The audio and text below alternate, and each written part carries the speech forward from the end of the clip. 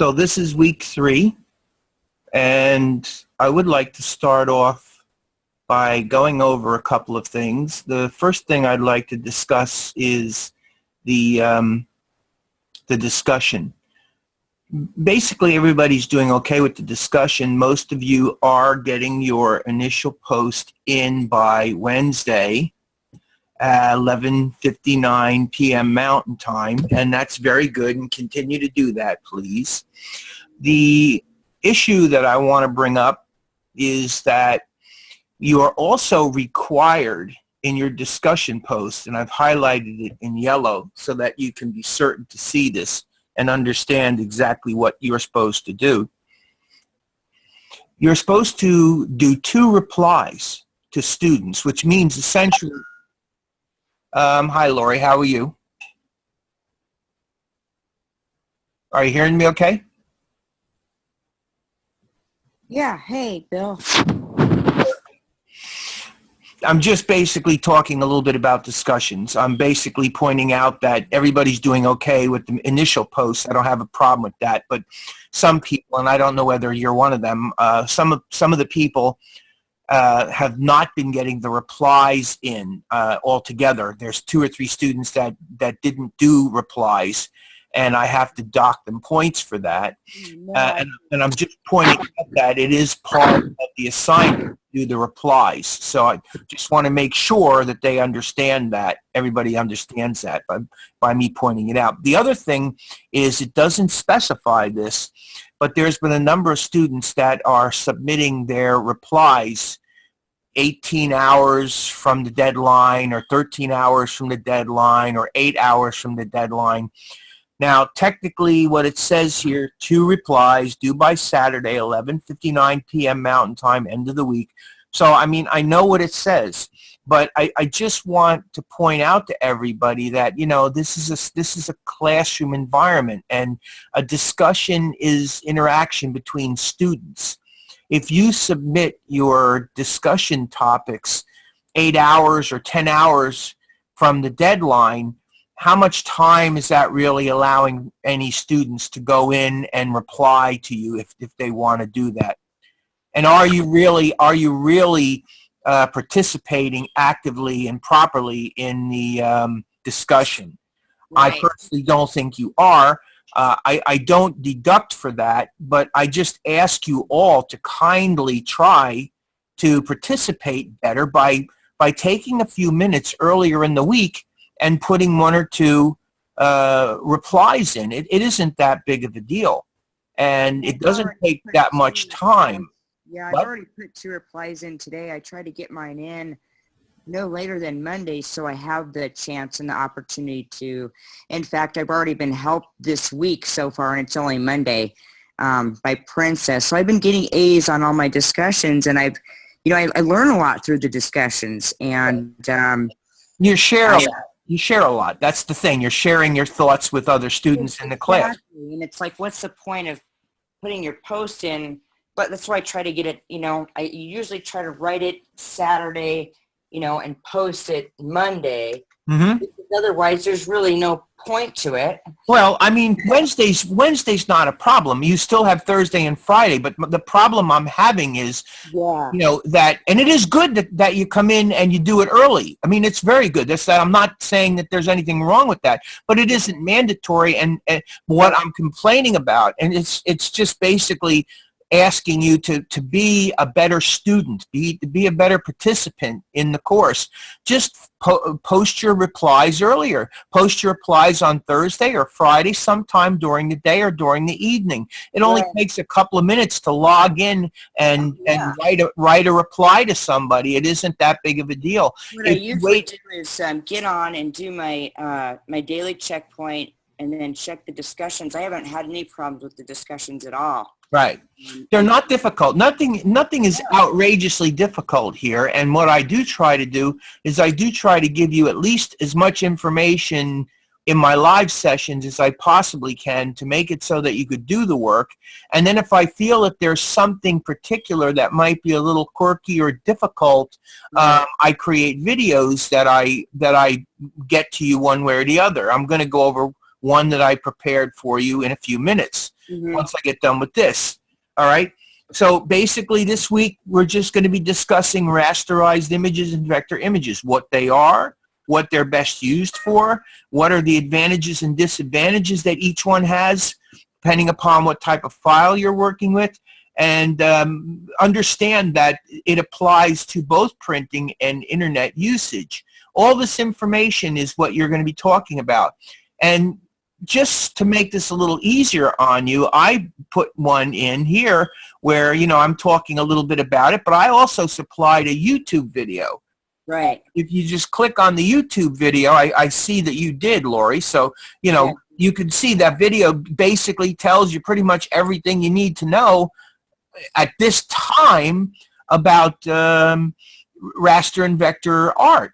And it's really interesting because I also listened to the, in fact, I put my post in right before you put that video on. And you'll have to excuse my voice. I'm getting over laryngitis. And That's fine. That's not a problem. But the multi-session under the readings and videos for this week, it was really interesting about, the whole printing process and the raster versus vector and the pixels and the DPIs and all that stuff. I mean, it's the tip of the iceberg, but if we don't learn this stuff now, well, you'll learn some of it now, and the thing that you have to understand is coming along, if you haven't already had it, and if you're in this course, my guess is none of you've had it yet, there's another course that's design and production course.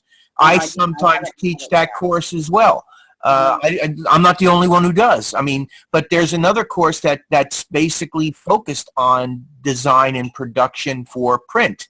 And it's a little bit more comprehensive than this. But the bottom line is I tried it because it does really go color production here. I do try to give you some information about color production here because it's going to be coming your way, and you need to start learning about this stuff. The sooner you start learning about it, the sooner you get past the point of not knowing. That's really what it comes down to. Exactly. And then it's like, oh, I should have learned this 3 months ago, and I, didn't. And yeah, and it's not that difficult, And Terry's here. So, hi, Terry. How you doing? Let me just say hi to Terry.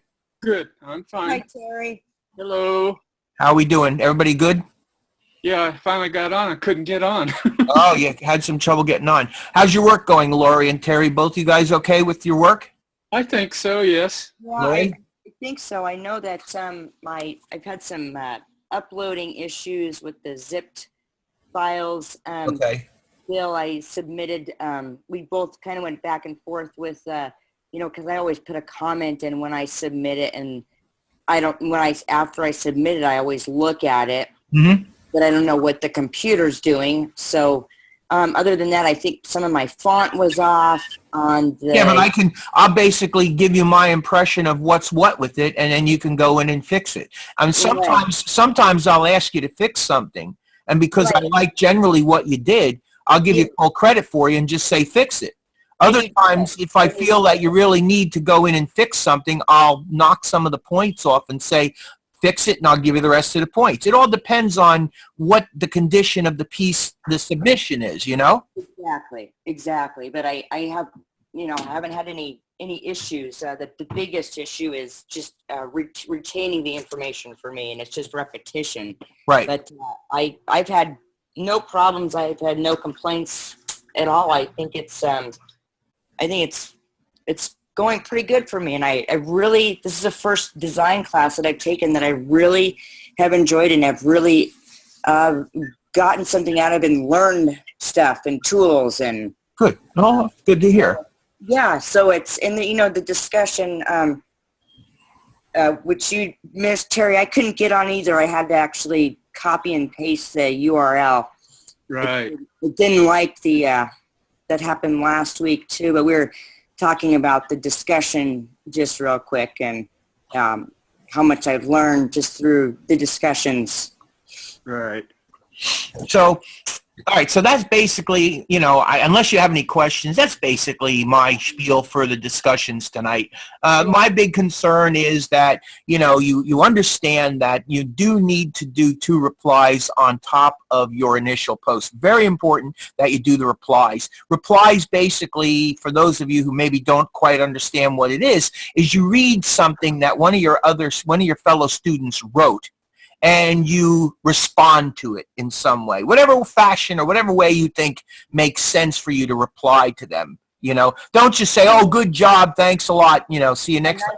Actually talk a little bit about what's going on. Right, exactly.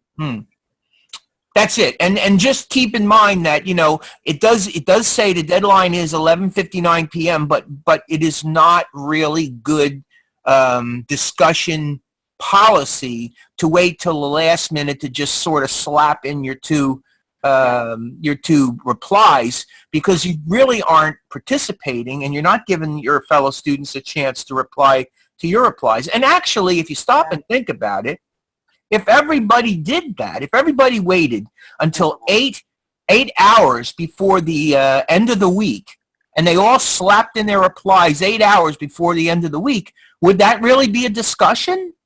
No, and there'd be no time to give it reply to anybody.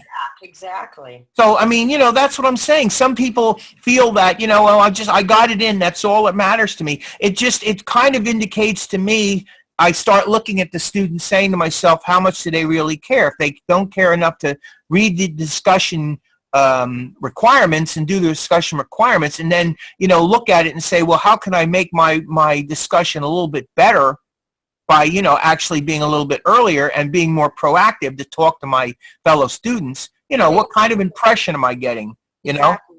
And I like it also because it gives me a more in-class feeling, hands-on, kind of like the live sessions. I mean, right. The live sessions are a lifesaver for me. Right. So that's it. I'm not going to keep making a big deal out of it. I, again, just point out to you that my discussion includes a YouTube video. I don't know, Lori, you discovered it. Terry, did you discover a little video that I put in there? Yes. Okay. So for everybody who hasn't done their discussions yet, that YouTube video, Terry, did you find it helpful? Yes, very. Good. So again, you could go online and you could do Google search and find tons and tons and tons of stuff. I just thought that, make it a little bit easier for them. I'll put one in there that I thought pretty much covered it pretty well, at least well enough that you could get in here and do your discussion by virtue of just looking at that video. So that's why it's there as a help. I try to help any way and every way I can think of possibly helping to make your job a little bit better. Which and by the way, it does help me. I love it when you add videos, even though I did my post, but it was like 16 minutes before the video. All the videos help me. Yeah. Well, here's another video. Go to announcements, and I don't know whether you've spotted this one yet, but in here I have 4, let's see here. Type in Illustrator. This is from last week, I believe. Mm-hmm. Poster in frame. Okay, that was from last week. Yeah. Trifold brochure layout. Okay, so this is the video that I'm talking about. If you click on this, you'll see that there's also a YouTube video here. Now, what this YouTube video is, we are going to be working on a trifold brochure this week. And I've taught this course many times, and I find that some students really struggle with the idea of creating a trifold brochure. And I'm going to talk about this more. But what I did here was I actually did a demonstration, and I'm going to do this again in a few minutes after I get out of here. I'm going to go to InDesign, and I'm going to start the process of showing you how to build the trifold. I'm going to go through it again here and show you how to put together the panels for a trifold brochure. I don't know whether you guys know what a trifold brochure is or not. But a trifold brochure, if you want to make a note of it, look it up online. It'll explain it to you. But a trifold brochure is what's known as a Slim Jim. It's a folded piece that folds down to a slim format, and then you open it up. Do you know what I'm talking about? Yeah, and I actually watched this video, Bill, and then I already did I call it a template. Okay. In InDesign, and I followed it to the T, and I took notes, and it's interesting because I never thought of, because I mean, you pick up these things all the time when you're out, or you get a flyer in the mail, and it never occurred to me till you did the numbers and had it all mapped out math-wise that that one inside is just a tiny bit smaller. That's right. That's exactly right. Just a tiny bit smaller. And it's a big deal. It's a big deal to have that smaller too. It's a big deal to have that smaller. And I'll be honest with you, what I did here, my little demonstration, is one of several different ways that you could do this. The way that I chose to do it is way I think is fairly easy to do. There's another whole way that you can go about doing this to make it a lot easier for you is actually, and I'll mention it now because why not, you know? If you're making a trifold brochure, if you're doing any kind of a print job, one of the things that you should be asking your customer, your client, your boss, whoever, or you're going to end up deciding is who is going to print this job. Somebody's going to print it. You're not going to print it. You're going to design it, and it's going to be produced for somebody's specification and sent to them, and they're going to produce it. Well, guess what? I would be willing to bet you that almost any guy that you contact who's a printer, if you ask them to give you a template that they want you to use for a trifold brochure, they will supply you with, and they will say, do you want it as a PDF? Do you want it as an INDD file, if it's an IND, which is InDesign file?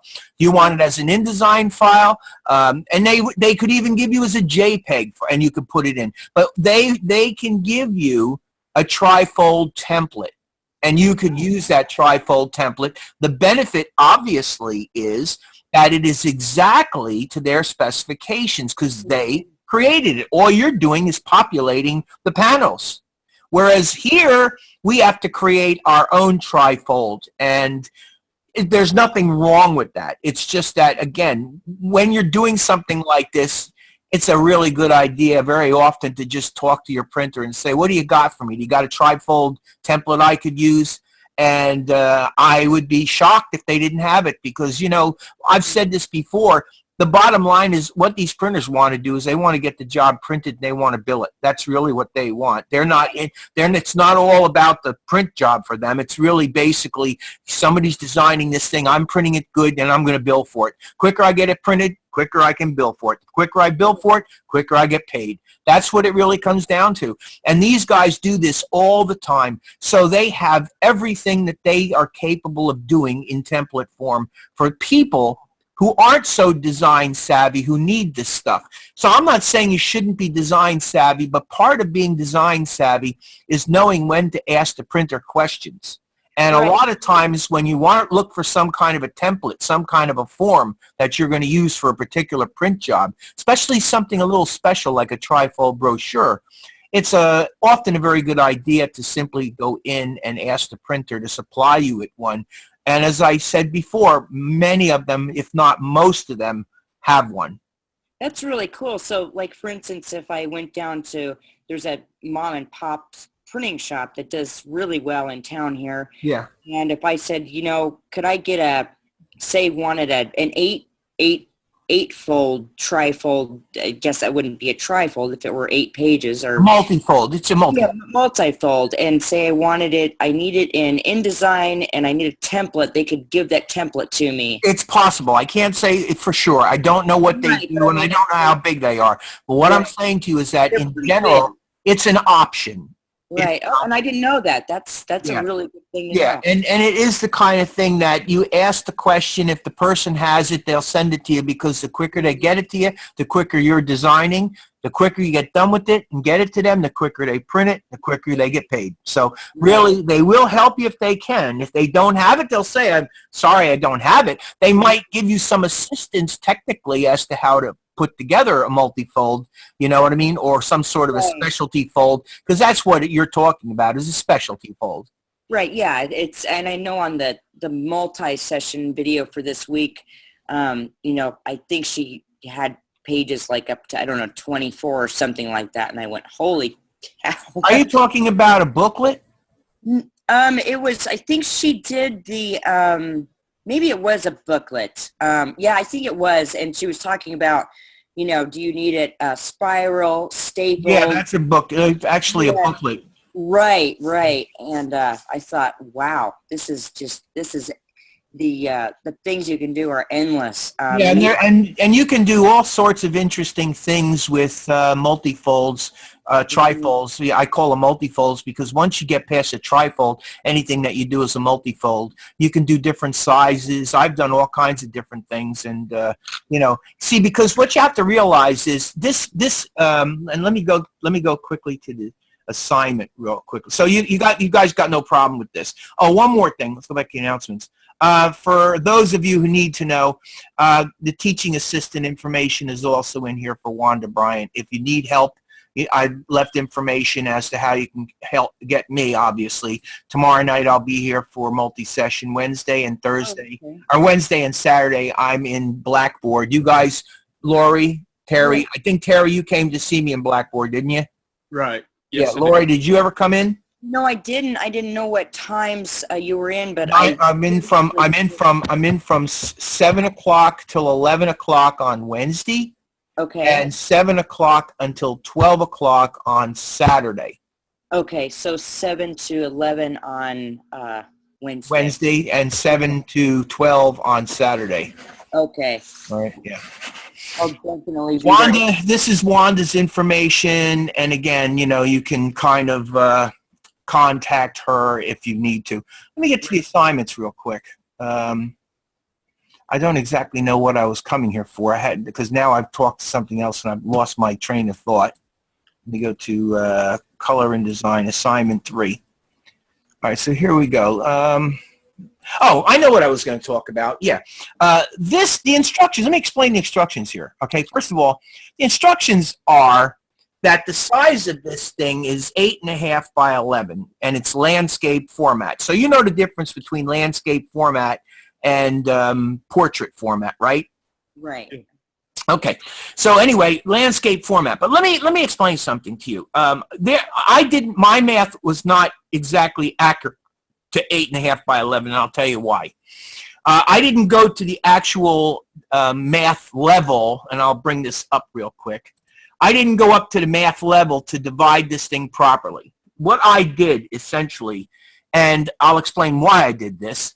What I did was I divided a 8.5 by 11, all right? This is the 8.5, the vertical, right? So this would be 11. I divided 11 inches by 3, and I come up with 36875 for 3 panels, okay? The short panel has to be slightly smaller. It comes out to 36244, which makes my trifold brochure a smidgen smaller than 8.5 by 11. Oh, okay, because I followed that. Okay. Well, does it matter? No. You know why it doesn't matter? Because the truth of the matter is you're probably not going to be printing this trifold brochure on an 8.5 by 11 piece of paper. Oh, gotcha. You're going to be printing it on a larger piece of paper, and it'll probably be set up on several sheets. It'll be on large sheets, several up on the sheet, and then they just cut them out and fold them in quantity.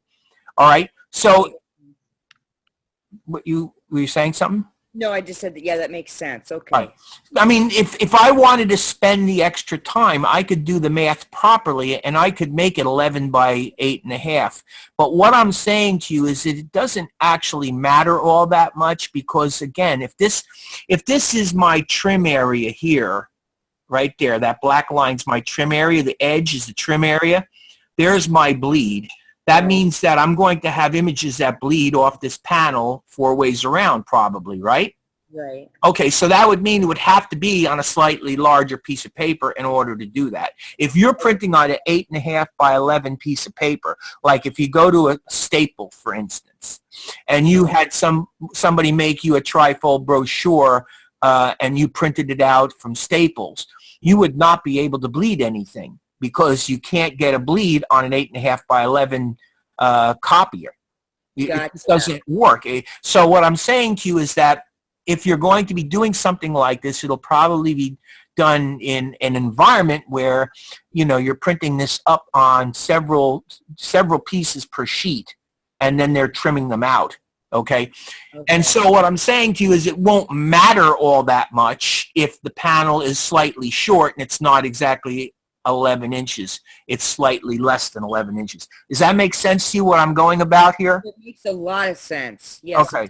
So all I'm saying is I did it this way because I thought it was very easy to do this and something I could demonstrate quickly. Right. So I'm going to do this again right now, But I think Lori, Terry, I don't know whether you looked at it or not, but Lori, did you say you looked at it? You did looked at it and did it, right?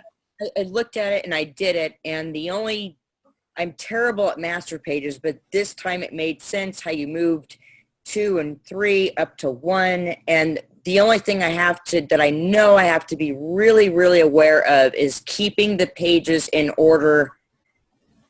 The proper order. The correct order, and then basically it reverses. Yeah, which I'll explain. But was the video, did you find the video to be clear enough? Oh, I couldn't have done it without the video. It was really clear. Yeah. So anyway, Terry, if you want, go take a look at the video, but I'm going to do this right now. I'm going to do this again right now. I want to make sure that I do it and I talk about it, and I have you guys, somebody here to bounce any questions off me as I go along. It's very simple. Really what it is these are individual panels. This is not one piece, but these are actually 6 panels. And the reason I call them panels is because in reality they're 6 pages. But because the pages are so oddly shaped, they're shaped like panels because they in fact are panels. I don't call them pages, I call them panels. But we're still using the page panel, which is this guy right here, to produce our pages. So does that make sense to both of you guys? Do you have any questions about what I'm talking about? No, it makes sense to me, yeah. Yeah. In terms of InDesign, we refer to the page panel as the page panel, and we refer to our pages as pages. So these are pages, and I am going to set them up as pages, but because of the shape of them and because of what I'm going to end up doing with them, they actually, in my mind, are panels. Now, here's one other thing that you need to know, because this is going to happen to you, and you may get shocked by it. When you go to save this as a PDF and send it to me, what it's going to do is it's going to take these things and put them back into being pages. So your panels will be separate. They won't be next to one another as you might expect them to be. They will be a series of 6 pages again.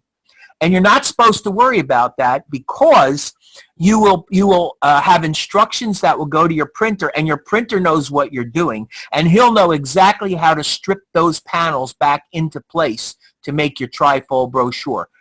When I actually make, at the end of the night, when I actually make the PDF and I demonstrate this, you'll see exactly what I'm talking about. Okay. You're going to revert back to being pages, and you're going to not see these side-by-side panels, but you'll see them as a series of 1, 2, 3, 4, 5, 6 running vertically.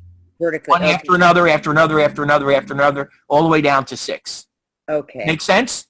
Yeah, yes. So that's in the PDF, correct? Yeah, so I just say that because if I didn't explain it to you, and if it happens to you, you're going to say, whoa, what, did I do something wrong here? This don't look right, you know? That's exactly what I was going to just say. But it will be perfectly right. And the reason I'm saying that is because those are still panels. They're still correct panels. The printer will know exactly how to strip them into proper place.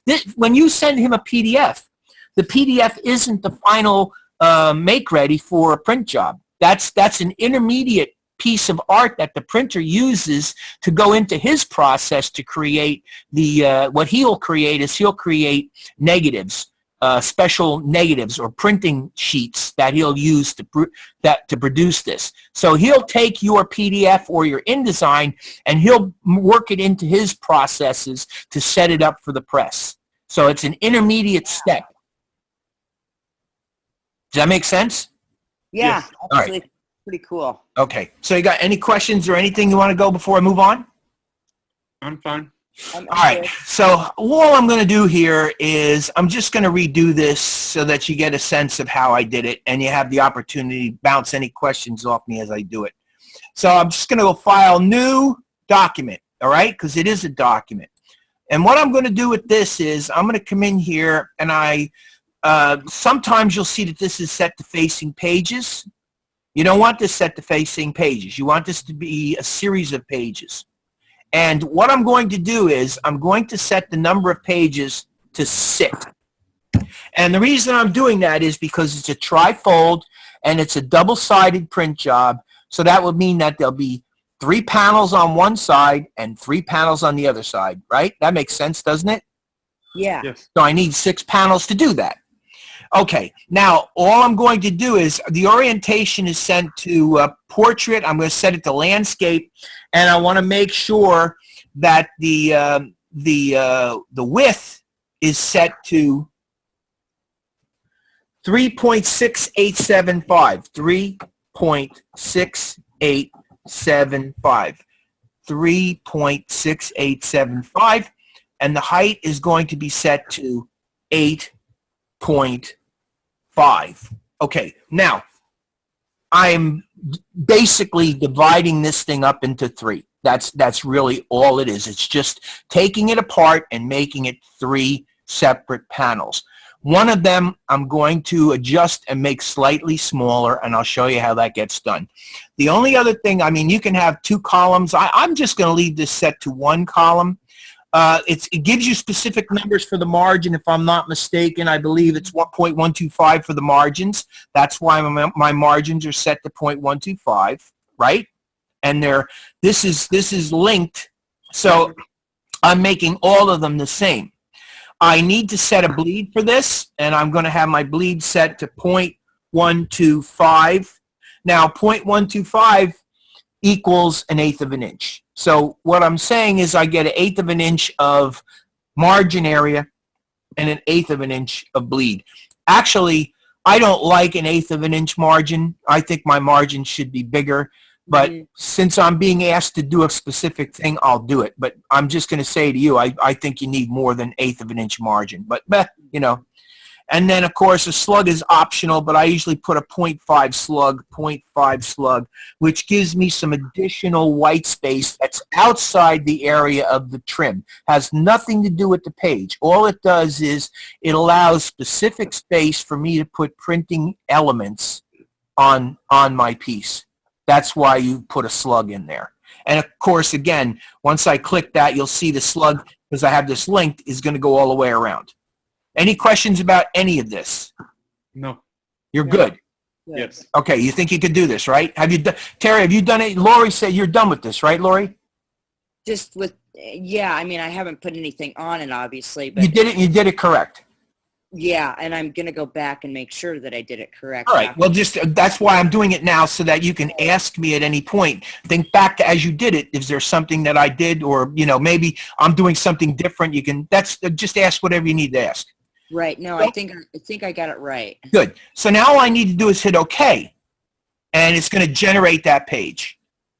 Now, give me a second, because there we go. Okay, so there you go. Now, you see what it looks like? Let me open my Pages panel, and I'll show you what it really looks like.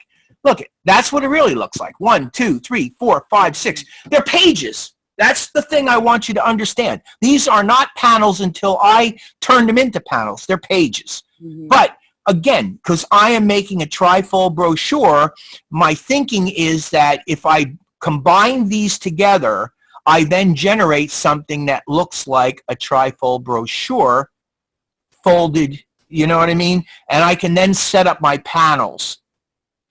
That's the whole point of this, all right?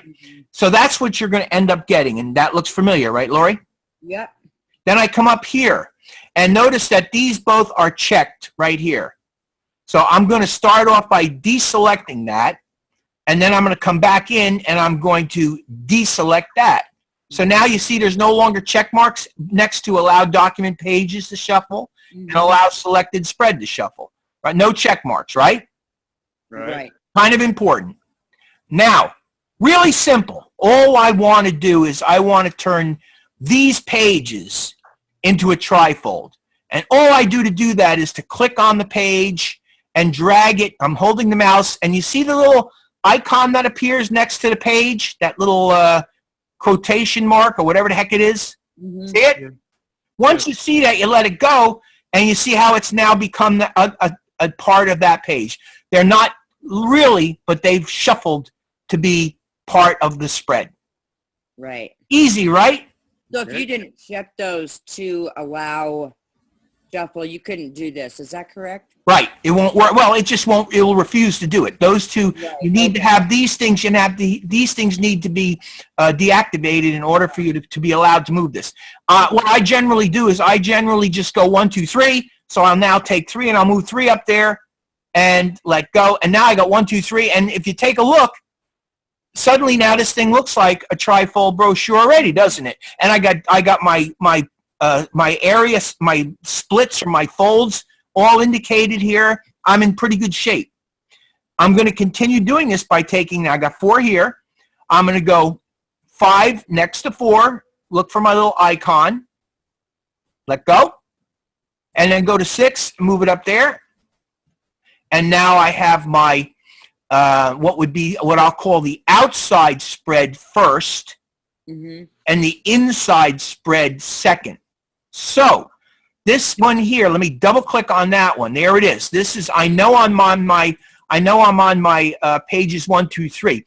This panel right here that my mouse is over, that panel represents the front panel or the front cover. Very important for you to understand that. Yeah, this is where I could get messed up. Don't get messed up. We're on 1 to 3. 1 to 3, number 1, this is the one over here. The one that's on the right. That is the front cover. That in the middle is the back cover. Okay. This panel here is what I'm calling the inset panel. This is the panel that gets folded in, and then this gets folded up to make your Slim Jim appear. Right. So this is the short panel. Right now, each one of these panels are the same size. 3.6875. This panel needs to be slightly smaller, and it's going to be 3.6244. I have the numbers. I already did the math. So all I have to do is make it happen. But I just want to make sure you understand what panels I'm working with and why. Terry, you good with this?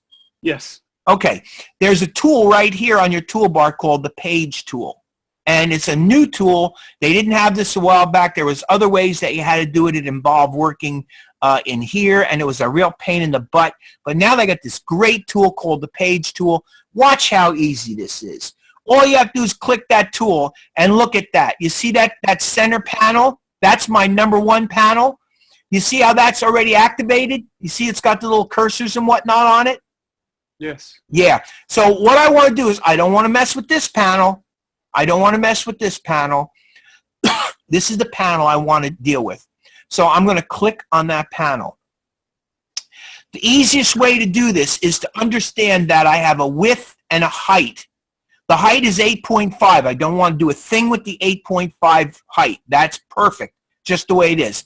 What I want to do is I want to change the width from 6.875 down to 3.6244. 6, yeah. And then when I click on the 8, you see how that reduced it slightly? Yes. Now all I need to do is click on this and slide it over until it touches that panel again and locks in place. I have a short panel. And if you look at this, you can actually see it's a little bit shorter. You see? Yeah. You visually look at it carefully enough, you can sense. Terry, do you see what I'm talking about? It's a little shorter? Yes. Okay, so now let's go to 4, 5, 6. Now, 4, 5, 6 is the inside.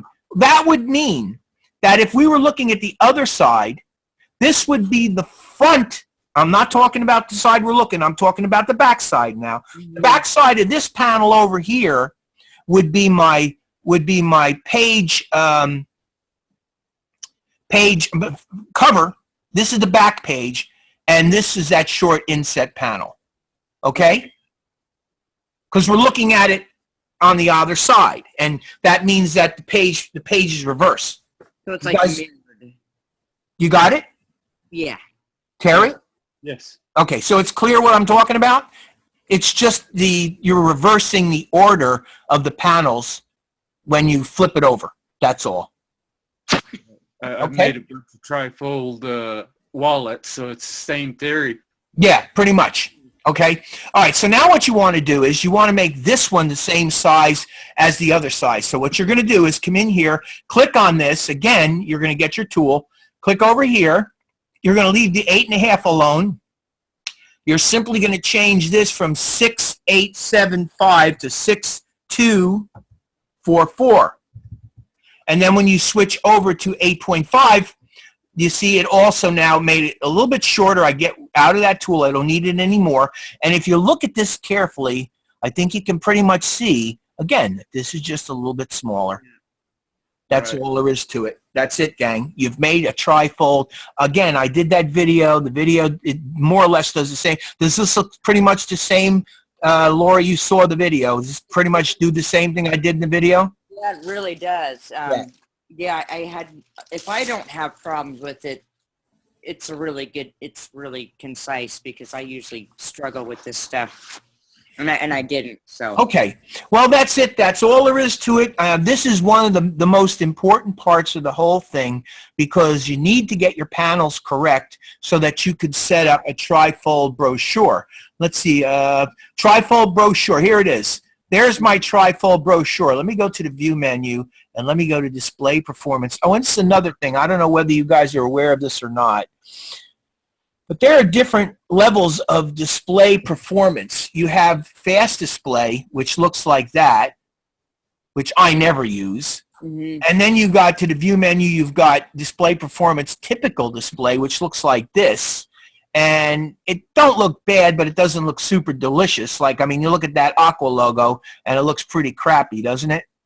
Yes. Yeah. So what they have here, but this is the most efficient. Actually, the most efficient one is the View Fast Display, but I just never use it.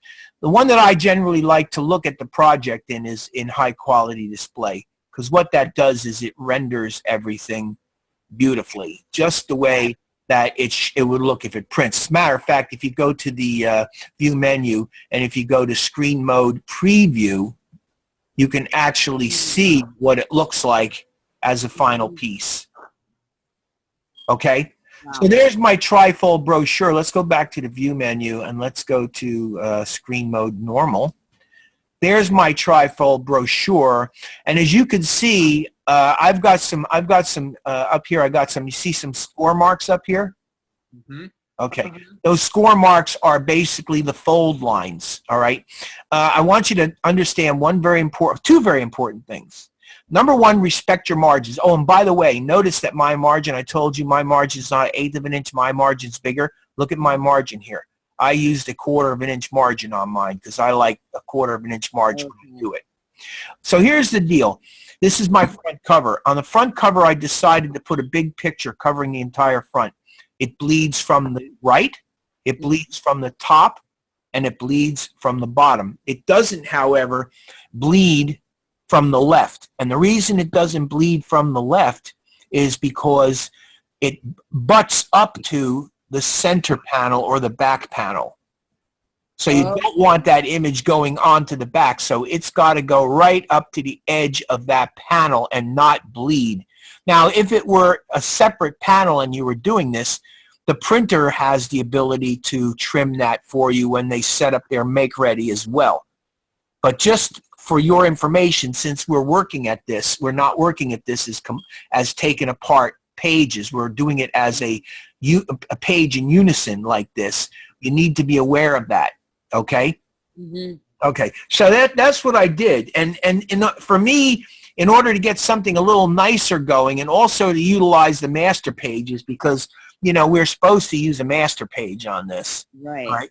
So in order to get a master page going, what I did was and let me explain what a master page is, because I don't know whether you guys know what it really is.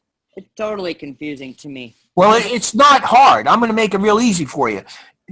Just think of a master page as a page that allows you to put something on every single page in the same place. That's all a master page is. So if you don't have something that goes on every single page, you don't need a master page. Okay. But if you have something that goes on every single page, then what you do is you create a master page, or a couple of master pages for that matter, that have the things or the thing on it that you want on every page. And then whatever page you want that element or those elements to be on, you apply that master to the page, and they will always appear the same size, same place, the same way. That's the only reason that you do it. And if you have something that you want to put on some pages and some that you don't, you simply create a second master page that doesn't have the elements on it, and now you can apply the master page. Like, for instance, I could come in here if I want, and I could create that, drag that master place. You see how I did that? I dragged the master page there, and you see how it made that go away? Right. That's because I put a master page that had nothing on it, and it's gone. If I reapply the master, drag it and reapply the master, I get my color back. It's just that simple. And again, only reason I did it this way, I could have just as easily have put in that texture. This is really it's my water picture, the same water picture I used for my poster and my ad. That's the same picture, but I used transparency on it, and I lightened it down, and I used it as a background. Okay? So I thought, well, this gives me a great opportunity to use a master page. I was just going to say, so that's what you use that water background as a master page. That's right. It goes throughout. Okay. That's right. Okay, so this is the trifold brochure. That's the outside. That's the inside. Go to the view menu, and let's go to screen mode preview. Okay, I will do a little bit of this for you. I won't do the whole thing because there's a lot of work here, but I'll do a little bit of it, probably enough to get you started. And then the other thing I have here is my kayak ad. Now, let me explain to you how I handled the kayak ad. I basically, because you're going to look at this and say, well, gee, that's the poster you did, isn't it?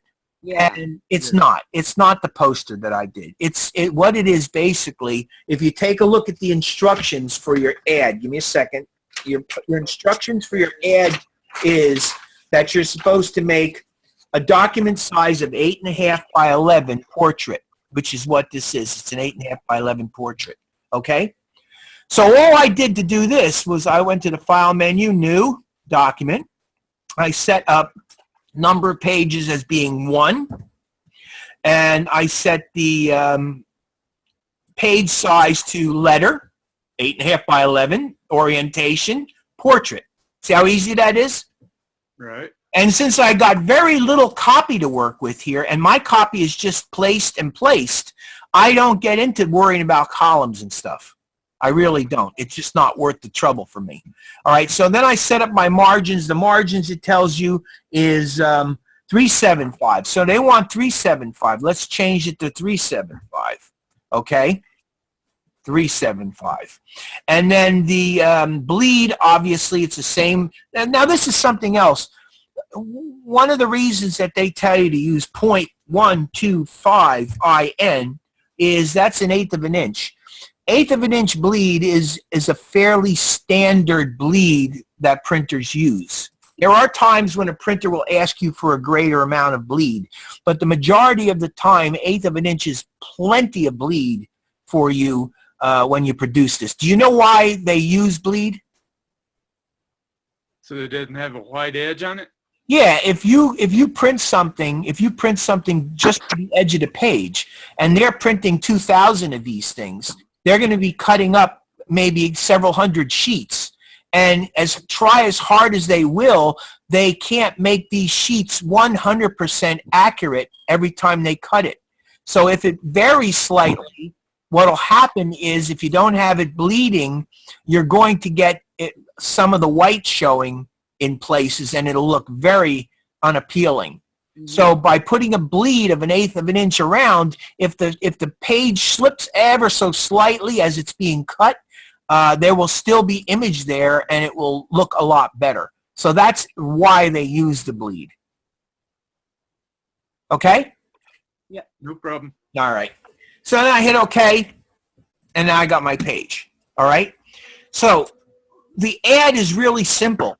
And the reason I say it's simple is because let me go to the File menu and let me hit Open, and let me go back to Color Production Week 2, and let me go to the Sunset, Kayak Sunset poster and hit Open.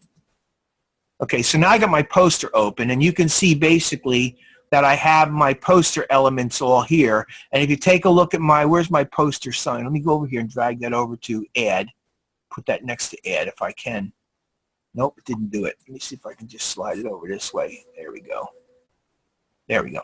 There's the ad. There is the poster.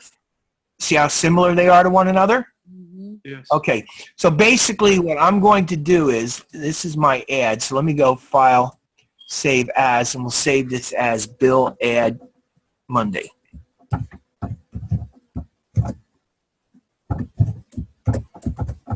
Monday. And we'll save it in week 3. And Monday. There we go. Save. Okay. So what do I want to do here?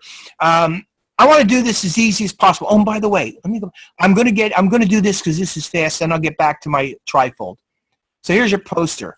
What I'm suggesting is that since I made a beautiful poster, and since I don't have a great deal of copy to work with here, what I would recommend that you do is, this is a lot of times what you'll do, it's not always, but this is a lot of times what you'll do, is you'll actually recreate, if you have a nice ad like this, you'll modify it slightly and turn it into a poster. Or if you have a really nice poster, you'll modify it and turn it into an ad. So what I basically did here was that very thing, where I just literally created an ad from my poster. So that's what I'm recommending that you do. So I start off by doing something like this, where I'll come in and I'll find my, let me get this over here. Go to poster right here. Yep, I can't do it that way. I got to do it one at a time. There we go. Okay, so what I'm going to start off by doing is I'm going to come in here and I'm going to get a frame, make a frame. And another thing I wanted to point out as I'm doing this is that when you are working with basically the same images that you've been working with all along, I think, except for your trifold. I think there are different images in your trifold. So what I want you to do is I want you to keep in mind that one of the things you're going to want to do is you're going to want to open up Photoshop, and you want to go File, Open, and you're going to want to go find your, let's go to week 3, and let's go trifold images. So you got your images in here. You want to see what these are. They're not telling me, so I'm going to have to open one. Let's see, what one did I know I used? I used that one. Let me open it. And it is a RGB. So what does that mean? Red. Well, we want to change it to CMYK. There you go. You got it. That I was hoping that you'd remember. So what I'm saying to you is you've got images for your trifold brochure. You're going to have to be careful to do the same thing, to check these guys to make sure that they are not in RGB. Why am I making a big deal out of this? Because we're supposed to be pretending that this is reality here. We're not just in a class. And the truth is we are in a class, but in order for you to really do yourself some good, you have to learn things. And one of the things that you have to learn is that when you're working with images such as this, you need them to be in the right color mode. And there are 2 different color modes. There are RGB and CMYK. And when you're working with images in print, they need to be in CMYK, unless your printer for some reason tells you that he wants them in RGB. And the reason I say that is because it isn't entirely out of the question that a printer might prefer to have it in RGB. It's just rare. Most of the time they want it in CMYK. So I just want you to know this, and I want you to do this because it's part of the process. All right? Yeah. Any questions so far? Nope. All right, so let me get out of here. Let me go back to my page. I'm going to go File, Place, and let me come in and find my picture. I did it this way for a reason. Hit Open. There's my picture. I'm going to go to the Object menu. I'm going to go to Fitting, and I'm going to fit content proportionately. Okay, so when I fit content proportionately, can you see I get a little tiny bit of area that's not showing because it's not fitting properly? Yeah. Okay, I'm going to go to the View menu. I'm going to go back to Screen Mode to Normal. I'm in Normal. Okay, so I'm in Normal. Hit Cancel. So what I'm going to do now is I'm just going to simply click on this image. I'm going to go view, zoom out. Okay, and now when I click on the center image, that little bullseye thing there, click on that, what happens is I'm not selecting the frame, I'm selecting the picture that's in the frame. You guys know that? Yeah. Okay, so all I'm going to do is I'm going to grab this little corner and hold the Shift key and the Alt key down, and I'm going to make that picture slightly bigger. Not a lot, just about like that. So now if I deselect it, I got an image that goes all the way out to my bleed, and I'm going to be able to make a poster around that. I could actually have gone right into my poster and copied that as well, but I thought, you know what? I'm going to do a little bit of this and a little bit of that to make this work. So basically, I'm going to put a frame in there. I'm going to put my background in. So if you decide to turn your ad into a magazine ad like I'm doing, you could do something very similar to this, okay? Okay. Now, the next thing is just go to your sunset poster and click on that element and copy it. And then go into your ad and go edit, paste. And you paste it in. And now what you want to do is you just want to resize this, holding down the Shift key. You want to resize this thing until it it matches your, you see where I did? I matched my margin. Okay. Yes. And now all I'm going to do is, I got this thing selected. I'm going to go to Object, Fitting, Fit Frame. I can't actually. Let me see if I can get this. Yeah, so I have to open this up a little bit. Let's see if I open this up. I think what it is the size of it. Yeah, it's the size of it. Wow. So I have to select this. Control A. Yeah. I have to select this text. That's the problem. Command A. Click. I think I got it. Control A. Okay, and let's bring this down to bring it down to 30 point. Okay, so now I got that 30 point, and I think this guy here needs to come up to, let's make it 60 point. Nope, still too big. Let's go bigger. I want it to be about roughly there. That's probably pretty good. And this is probably just a little bit small, so let's go 36. Whoops, wrong way. Try 36. That's not too bad. 38 to 940. Try about 40. There we go. Now, the only other thing is our leading is too great. So what I'm going to do is I'm going to come in here, change the leading, bring it down to 36 point. I actually got to select both the lines to do that. Go to 36. Boom. Okay. And now I'm just going to open the leading up until I like where it sits. Remember, I did this last time. I'm just going to bring it down, and I'm going to bring it to about somewhere around there. That's probably pretty good right there. And then I'm just going to bring this up a little bit. But before I do that, what I'm going to do is go back to my kayak poster, click on that, and copy it, and then come back to my ad. Here it is, my ad. I actually went to the wrong one. Let me close this one. I want to get that out of here. No. Let's go to the poster. Yeah, that's it.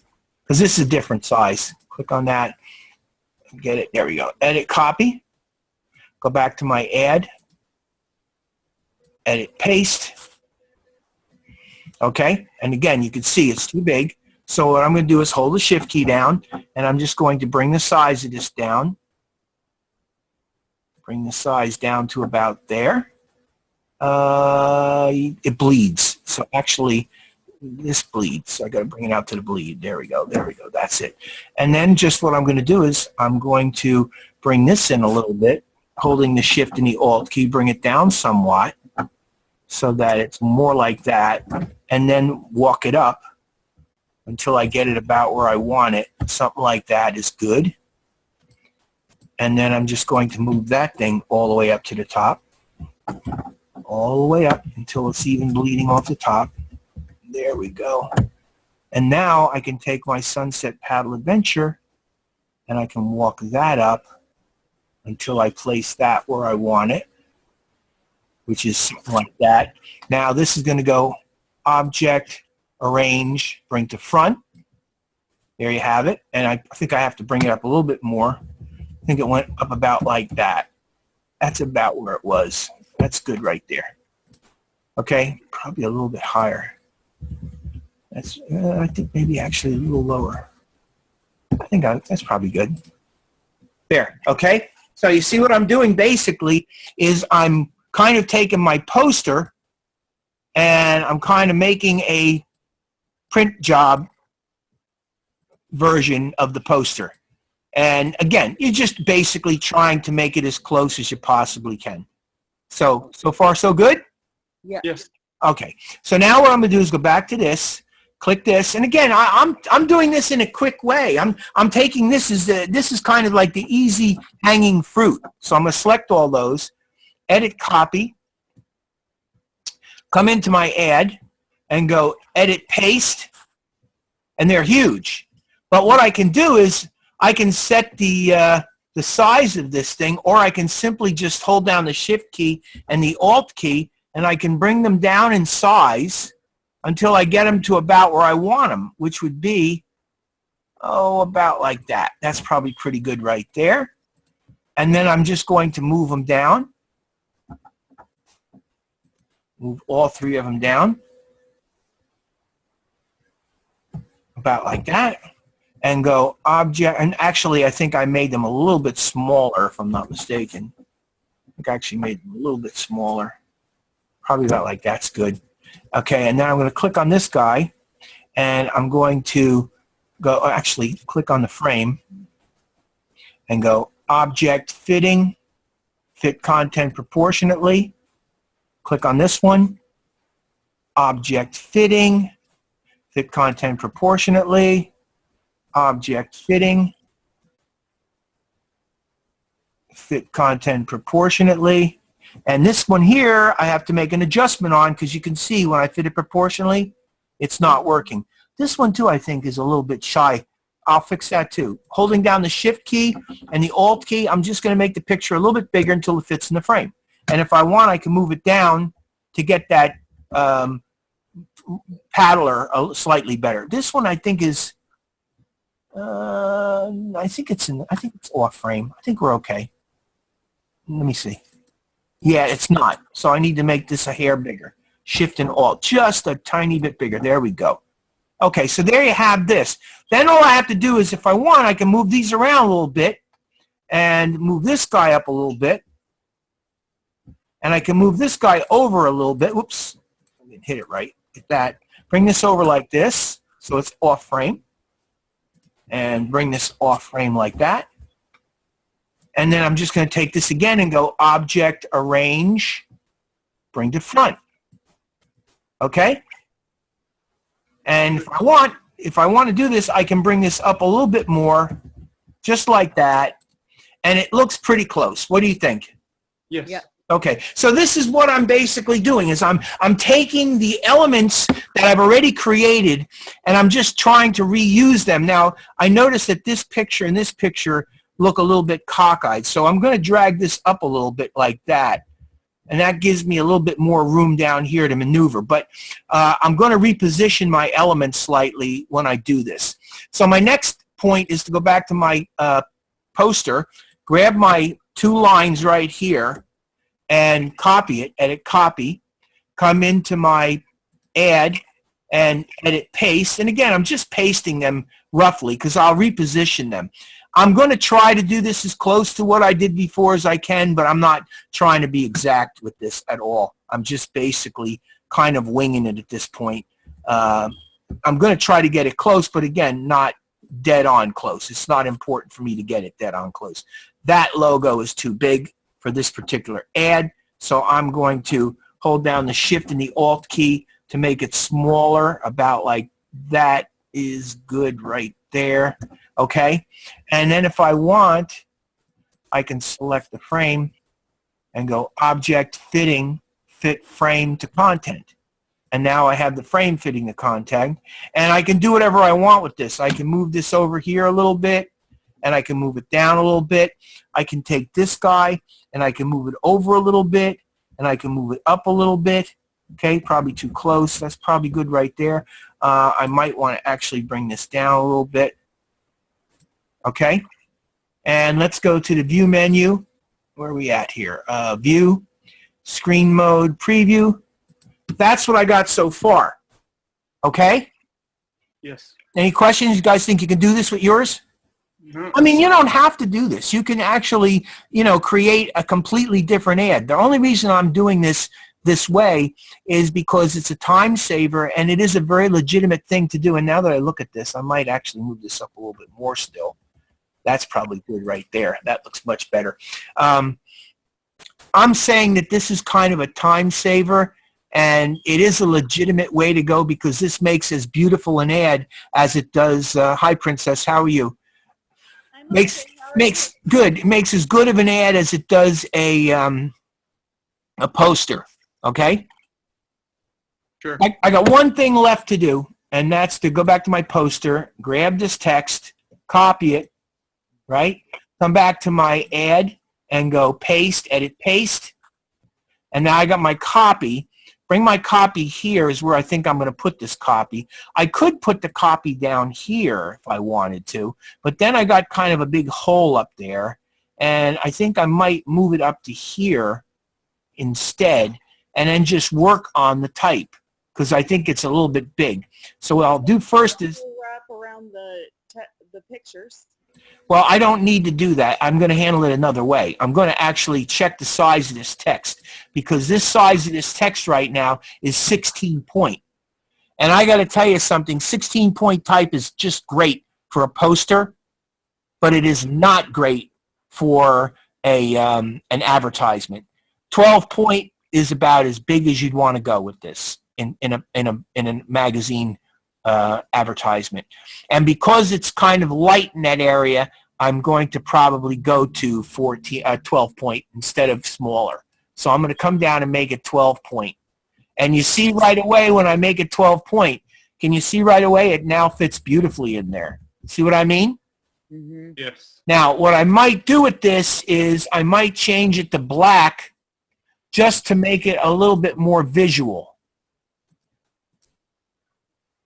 See what I mean? Yes. And then down here, I got to take a look at this because this is too big, I think, as well. That's 14 point. This probably should be, again, just like this, it should probably be 12 point as well. All right. And then what I would do maybe is I'd position it so that it lines up maybe centered underneath that, something like that. And there's my magazine ad. Okay? Yes. Any questions? No, I'm fine. Not so far. I'm saying basically that you could do something like this if you're interested in doing it. Now, the other thing, too, is I'm looking at this, and I'm thinking to myself, this is 12/28. That's probably a little bit deep, so I'd probably back off a little bit on this, like maybe 24. I think 24 is probably okay. And then I would move it down slightly to about there. And I think that's a little bit better. See, I had it a little bit too, the leading was a little bit extreme there. And now I'm just keeping in mind that this thing is going to be 8.5 by 11. Just keep in mind that, you know, when something's smaller, you don't want really huge horsey type on it. You know what I mean? If it's a poster, the type can be a little bit bigger. But if it's something that's going to be in a magazine ad, generally something that somebody's going to read in a magazine, the font sizes that you want to use vary in weight for a body copy from 10 point to 12 point, 9 point at times. So let's say 9 to 12 point. And you should at least have 2 points of leading. Now, the reason I have more leading or line space is because I got such little copy here that I wanted to open it up a little bit so that it fills some of the space. That's the only reason I did that. And visually, I'm pushing it. I probably am going a little far with it. But I don't think it's terrible. I think it's probably okay. And I'll leave it that way. It fits in there fairly nicely. Okay? Mm-hmm. So it's really important for you to understand the nature of type and how you work with type. It's very important to realize that, you know, you don't want type to be gigantic. A lot of people, when they produced their poster, their type was gigantic. It doesn't have to be gigantic. I mean, if you're making a poster, your headline could be very dramatic and large like this. This is nice because it takes up a big space. It's one of the biggest elements on your poster. But your copy shouldn't be huge. It should be modestly sized. You should use some restraint when you use font sizes, especially when you're making copy that you want somebody to read. And you should leave a nice breathing amount of space around the text. You don't want to pack the text in right up to edges of things. See how I got a nice gap, a nice space there, and there's some good space here and some good space there and even over here. See what I'm talking about? Yeah, Yes. you don't want it too cluttery or. Yeah, you don't want you don't want to pack it in. You don't want it to be so that it's just jammed in there. You want things to have a kind of a nice flow to them, and you want to have a nice sense of air to it. They call it negative space. Negative space is something that people have a hard time dealing with, but negative space is a very important thing. Negative space can be your friend. Yes, I agree with you. It is. It can be your friend. You just have to know how to handle it. You have to develop a sense of it. And one of the things that I recommend that you all do basically is start looking at everything. Start looking at every kind of piece of paper that comes by you. And I don't mean like newspaper. I mean any magazine. Start looking at ads. One of the ways that I developed my skill as a designer was to look at everything for months and months and months. I picked up and looked at everything and thought about it and you know, tried to figure out what they were going for. And I tell you, that and along with my experience as a graphic designer has helped me tremendously to be able to figure things out and place things and understand the principles of design and how to employ them. All right? So I did this one because this is the easy one, all right? This one, I think what you have to do with this is send it to me as a, you got to zip it, and you have to package it, zip it, and with a PDF, right? Right. Okay, so you know how to do that because you did that last week, right? No problems with any of that? No. Okay. All right, so I'm going to get out of here because I want to get back to my trifold. Let me close this. I'll save it, sure. What the heck, I did it. And let me see, this is that. Let me get out of here. So what I'm saying you could do is just one more thing. You can, if you want, you can amend your poster and turn it into your ad if you want to do that. Or you can create something completely different for your ad. One bit of advice is think about the pieces as a cohesive unit. Try to make the pieces relate to one another. Whatever you're doing to one, try to do some aspect to the others. You want them to look like they all relate to one another. You don't want to have a trifold looking one way. You don't want to have an ad looking another way. And you don't want to have a poster looking another way. I mean, that makes sense, doesn't it? Yes. Yeah, Yeah. you want it to A look consistent appearance. That's what you're looking for. A brand. That's what it is. You'll get into branding later on. But when you're working with stuff like this, there's a certain aspect of branding that goes on with this. And branding means consistent application of things. That's really what you're trying to do. Same background, right? Well, that's one element of the branding. The use of the colors that I'm using, the yellows and the whites, and the logo, the color of the logo, how I'm applying it. All these things are what I'm talking about as far as branding is concerned. Okay. All right. All right, so back to the trifold. Let me see what I got here. This is just a blank one. All right, let's see, trifold template. All right, we can close that. So basically, I'll build a little bit of this, okay, so that you can see me do it. And then I'm going to, because we still got some time. So I'm going to start off by, and remember what I told you. We have 1 to 3. 1, 2, 3 has your front cover on the right, your back panel in the middle, and your inset on the left. 4, 5, 6 has your inset. There we go. It has your inset on the right, your back in the middle, and your outside front cover would be over here on the other side. Okay, so it just reverses on the inside. Keep that in mind. The inside is nothing because you just look at it as a spread. Okay, but when you're on the outside, you got to keep in mind on the outside, you're building your front cover here. You're building your back page here. And you're building your inset here. Okay, and the inset is a fold over. Okay? Any questions? Nope. Good. I do have one question. Go ahead then. On the inside, can we use the logo's colors, as the inside background color? You can. You just got to be careful how you work with them. Yeah, you can use the colors. Absolutely. So we can have the information on 1, 2, and 3, and then the pictures and stuff. Yep. Yeah. Okay. You can do it. Just be careful when you do that, because remember, if you use a dark color and a light color, you may have trouble incorporating text over that. And you got to be careful how you employ text. I mean, I do employ text. If you take a look at my design, I do a little bit of work with the text here. Okay, I picked 2 colors to choose. I picked that nice dark blue here, and I chose that orange color.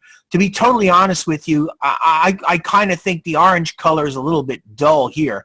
It don't look bad over here, but it looks kind of dull over here. But I went with it, and I figured out what the heck, I'll let it go for now. And those colors were just colors that I chose. They don't relate to my logo. So you could do that if you want. It's totally up to you. All right? And again, notice that what I did, I got that background color here. I got that background color here. See it? Yes. Now, how is it doing that? Who can tell me how it's doing it? The master pages. There you go. That's exactly right. So when you create a master, what? It also has a little bit of transparency to the background. Yeah, well, I'm going to show you how to do that. I'm going to actually do that. So I'm going to do some of this stuff for you. I'm going to do a little bit of the type. I'm going to do a little bit of the page layout. And then I'm going to show you how to package this thing and what happens when you create your PDF. All right, so basically go back to this. And I'm going to start off by coming over here, and I generally like to work with the rectangular frame tool. And I like the frame tool that has the X through it. The reason I like that is because I can see it. So I generally come in here and let's go view zoom out a little bit. There. Okay, now remember, I want to go to my guide, I want to go to my bleed up at the top here, but I want to go right to there, and I'll bring it all the way down. What I'm doing basically is I'm coming right to where these 2 panels meet. Very important for you to remember that unless this picture is going to appear on this back panel, it's got to end right where the panel folds. You got that?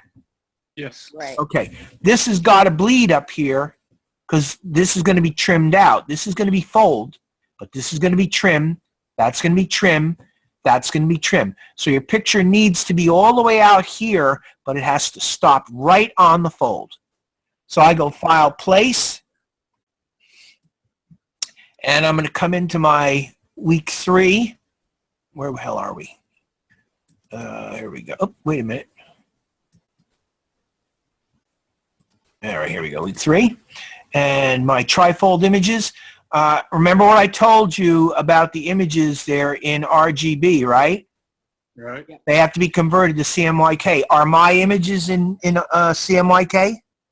No, they're RGB. That's right. So I'm doing the wrong thing, which means that eventually I'm going to pay a penalty for this. But I can deal with it. So I'm going to click on that, hit open. There's my picture. Comes in. And all I'm going to do is I'm going to hold down the Shift key and the Alt key, and I'll enlarge this until I get it about where I want it, which would be right about there is good. And then I'm just going to place this the way I want it to place. Do I want it to go this way more? Actually, to be honest with you, I think it's placed probably pretty good. Right about there is probably pretty good. Okay? So there's my picture. Now what I want to do is I want to show you how to approach this master. Okay, so what I'm going to do is to make this easy, I'm going to actually cheat a little bit. And I'm going to create a frame that's going to cover all that I need to cover over here. I'm going to cheat on this, and I'll show you how I cheat to get this to work easier. Okay, so now, come on, you. There we Are go. we allowed to do that? Yeah, I'm showing it to you so that you can know how to do it. When I use the word cheat, I'm just saying there are strategic reasons that I'm doing this. If I go to my master page, watch what happens when I go to my master page. You see what I get? Yeah. Yeah. So I run into a problem with this. So what I need to do is I need to actually, how did I do this? Hold on, let me go back to trifold. Why am I not getting my master 3 pages? I wonder if this is, I did that way, didn't I? Page. Nope, I actually didn't use my panel that way. Oh, great. Okay, so let's go back to my master and let's see if I can get a master here. So I'm going to run into a bit of an issue with this because the way I did this as these separate panels. This is going to be tricky. So let's see, how am I going to do this? All right, so what I'm going to do is, yeah, I think I can still pull it off. I'm going to create a new master page. So let me create a new master page. New master. I'm going to call this, name it is back to. Back to. I'm doing this off of the top of my head. Okay, rename master. Where are you at here? Can I rename the master? I think you have to go down. I think it's up there. It's just down one more. No, I want to rename it. Trying to rename it. Master options for master. There we go. Name. Yeah, I'm going to call this. Hold on. Hit cancel. Oh, it said the number of pages. 2. What'd you do? There's a number of pages that the master had. Yeah, what I'm trying to do is, see this one, back 2? I'm just renaming it to back 1. But it says number of pages. You could just put 3. Where? Down there, third line down. No, I wanted to actually rename it to, I wanted to say back 1 and back 2. I wanted to say back 1 and back 2. There's a reason I'm doing this, okay? I know. I'm just saying that it said number of pages and you wanted to have 3 pages, I thought, in the trifold. So you could do your little cheat thing better. Where are you talking about? I'm not sure you're talking about. You're talking about on the... Because you said that the one you Where had did originally... you see that? Where did you see that you were talking about that? I wish I could show you. It said number of pages, the place where you went to rename it. Okay, hold on. Master options for... See number of pages? Try putting 3. All right, try it. Let's see what happens. Okay, so it did do that. Okay, so it did do that. Actually, Sorry, that's my baby. need 2 though, I think. Hold on, let me go back. It's not 3. I think I want 2. Let's go master options for back, and we want 2. Yeah, 2. Yeah, that'll work. Okay, there we go. And then this one here. Well, you know what? Now that I did that, I might not need. Yeah, I might be in good shape. Okay, let's do this then. Let's go in here. Let's try it this way. This is a different story. So let me click on this. Let me drag, and let me place my artwork file. Place, and let's find my. I think I have to go back to week 2 for that. I do. Week 2 because I didn't bring. Oops. Week 2. Here we go. Right here. And right there, and open, and there we go. Okay, and let's just size it. Let's get it to size it we want. See, it's a little bit big. Let's bring it in. Hit the Shift key and the Alt key, and let's bring it in to about like that. That's probably pretty good.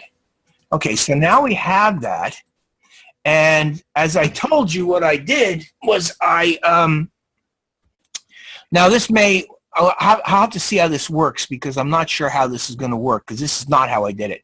We'll find out in a minute. I'll go to the Object menu, and I'm going to go to Effects, and I'm going to go to Transparency. Okay, so what I want to do with this now is I don't want this to be real strong and dark like this. I want it to be extremely subtle. So I'm going to just come in here, and I'm going to bring it down to about 25%. That's actually very light. Let's make it 40.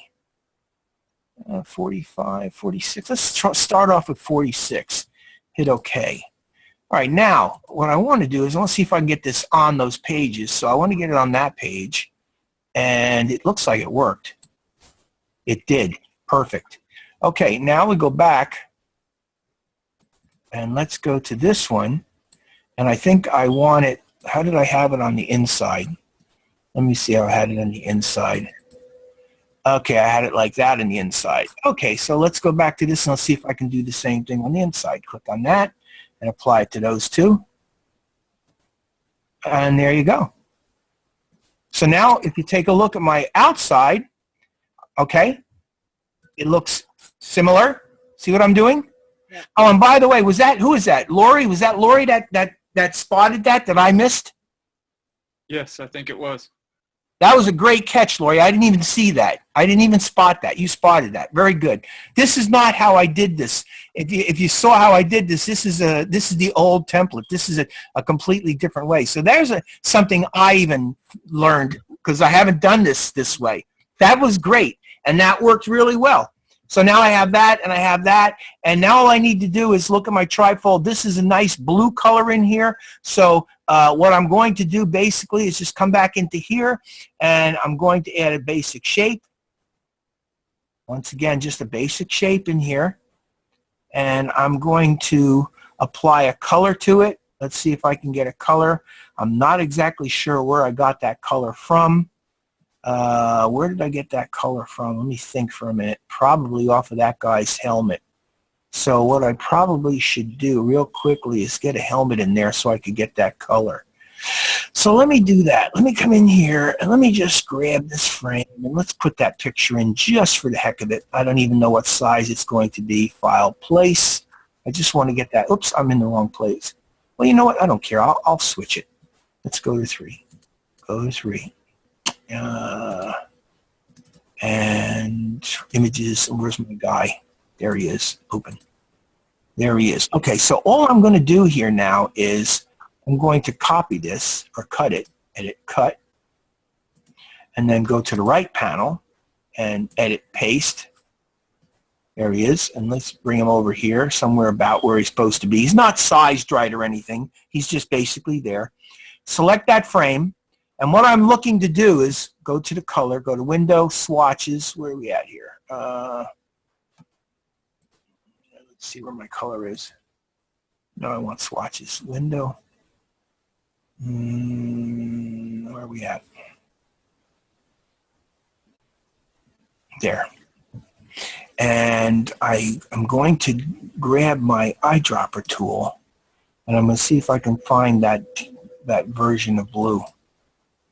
And I got there we go. Now, how close is that? Pretty close. Pretty close. Okay, so you see what I did essentially? Now again, some people would argue that that's not the best way to approach this because again, I'm not going with Pantone colors. I'm sampling colors off of here and you can't control it.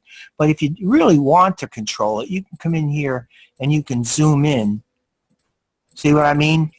And you can take a look at your eyedropper tool. Can you guys see the pixelation that's taking place there? Yeah. Yes. Yeah, you could set this sample to be a point sample, okay? Let's see, fill settings, let's see if I can get it. No, where would I do it? Hit, surprised I'm not getting an indicator up here for sample. Well, anyway, I can come in here and I can pretty much sample. Let me bring the fill forward. I can come in here and I can sample any color. See that color change? Yes. If I want to come down and grab that gray, I'll have to stop and then I have to redo it because you can't do it. See, I got a gray. So basically, that's what you can do. And you do get a color, and you can get a color that matches something in your brochure. That's what I really want to do. There we go. All right, so let's go edit, undo, and edit, undo because I didn't have that deselected. Okay, so now I have that much done. And I can come in here now, and I can take a look at my trifold. And what I did basically was I just came in here and I brought my text in. You are given some copy for the trifold. There is some copy. Did you guys go and take a look at, have you taken a look at the information? Yeah. the information yet? Yeah. Okay, so you know that there's a sheet of copy that you can use for this, right? Mhm. Right. Okay, so basically, I think what I'm going to do is I'm going to try to put this panel together right here. Let's see if we can put this panel together right here. So let's go back to here. And what I'm looking for is ocean adventure tours and dolphin watching. So I'm going to start off by going to my DES1. Let me get rid of this. And week 3. And there's my copy. Let's see, Aquatext. There it is, right there. There's all your copy. So basically what you have to do, and it's kind of important that you, I'm not saying you have to read this. It does give you some indication. It gives you side number 1, right? I didn't modify this. Does it? It has side number 1, doesn't it, on your copy? Yeah, it Look does. at it. It does. Can we put the information anywhere as long as it looks good? No, you have to use side 1 copy on side 1. I know that, but I mean anywhere inside one. Well, what I did was I took a look at it, and here's how I did mine. Let me just quickly go back to this. Sorry, I'm just curious. Yeah, here's how I did mine. I went in and I did About Us. This is now the inside. This is the inside. So this is when it's all opened up. I have About Us, We Simply Are the Best, and then it runs down to here. And then what I did was I aligned a tour package for every taste. I gave it some extra space, and I ran it down through here. I broke it in the middle with a picture. I broke this in the middle with a picture, and I put Ocean Adventure Tours here, broke it with a picture. This picture goes from goes to approximate column width, and keep away from your margins. Unless your pictures are going to bleed or run into a margin, keep some space away from your pictures. Okay, give it some breathing space. So that's basically in dolphin watching. And then on the front, there's front copy is only supposed to say kayak tours, sales and service, aqua excursions. It's all you need to say on the front. That's really what has to be said on the front. Now, tour facts, what should I bring with my adventure kayak tour? I felt that was good on the back. Okay? Water, drink, sunglasses, hat and camera, footwear. Should I reserve a double kayak or 2 single kayaks? Do I need prior experience? Kayak rental. And then, of course, obviously 1 hour, 25, all this stuff. I put that on the back. To me, that's where I thought that copy belonged. On the inset folder, now this is the inset panel, so this would actually be the first thing that you see. So think about this, guys. You're looking at this and you're seeing kayak tours and sales and service. Then the next thing that you see is custom adventures. So it right away tells you that you can do custom adventures. And then, of course, it talks about kayak camping adventures, full moon paddle adventures, and private adventure tours. To me, I thought that was a very good place to start off. That's why I ended up there. Tour facts, should I reserve, do I need prior, kayak rental, and this information I thought was perfect on the back. So that's my logical thinking when I produced this, okay? On the inside, Can we use the same kind of layout? well, yeah, I mean, you don't have to make it look exactly like mine, but basically this is the way you got to lay this thing out, because look at your panels. Just let me go to the one that you're working on. Look at your panels. See, these are your panels. And you got to keep these margins. You got to at least keep your copy away inside those margins. They can't go outside those margins. Copy should never go too close to a fold. So that's why you got those margins there, so that your copy do not exceed those margins. Now, if you want, let me go back to this. If you want, you could take your picture. Let me go back to the inside. If I wanted to, I could take that picture and I could drag that picture all the way over until it touches this other picture. And I could drag that picture all the way over until it touches that fold right there. And then, of course, I'll have to adjust my photo to do that, okay? But I don't want that. Edit, undo, edit, undo. I wanted that look right there. So, again, I've left plenty of space.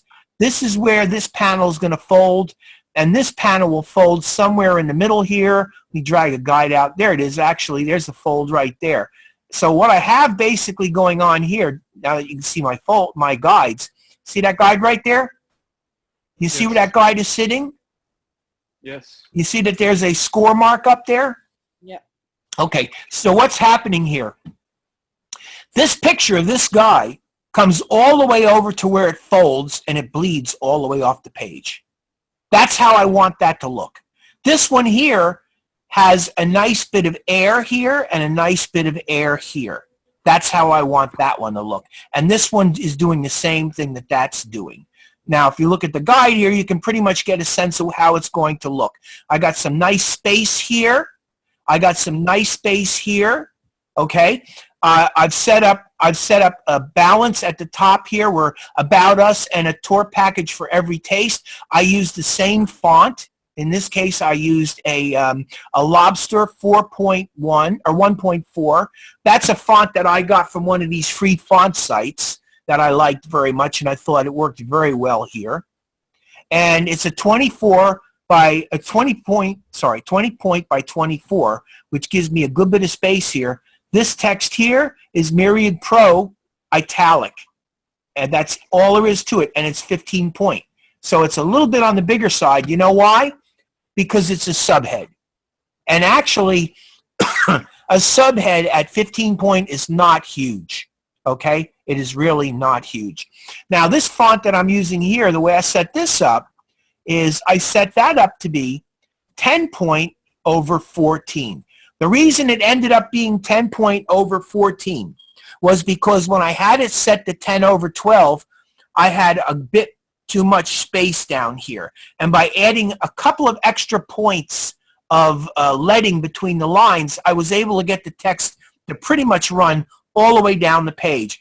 I also have some paragraph spacing going on here. If I go to my paragraph, you'll see that I have some space after. Okay, so this is a very important point. You guys know what space after and space before means? Yes. Space do. in between the paragraphs. Right. So in other words, when you go to the end of since 1996, you hit enter one time, and that creates a new paragraph, right? Right. If you want extra space between the two paragraphs, you don't hit return again. That's a double return. You don't do that. If you want extra space between this line right here and that line right there, you go to the paragraph panel and you apply a space after or a space before. Space before would mean that it would be the space before that line, or space after means it would be space after that line. This is something that you're going to learn to do either way yourself. Me, whenever I do it, I always use space after, which means essentially I'm going to select that line right there, and I'm going to come in there and I'm going to add space after. You see how I just added space after and it moved? Yeah. Yes. Okay, so that's what I did. I'm going to take it out and bring it back. See it? And you see how everything moves accordingly?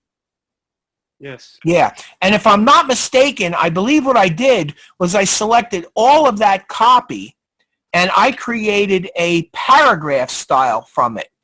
Right there, main body. Okay, now, main body, oh, and by the way, I think I have to alt-click to clear it. There, and actually, I'm going to keep it that way. So let's see if I want to keep it that way. Double-click it. There we go. It's gone. Can't. I think I messed it up by playing with it. Let me go back and undo it. Undo it. Undo it. Let me see if I can undo this thing. There we go. Okay, well. Okay, well anyway, this body, it's not working. Edit. Redo.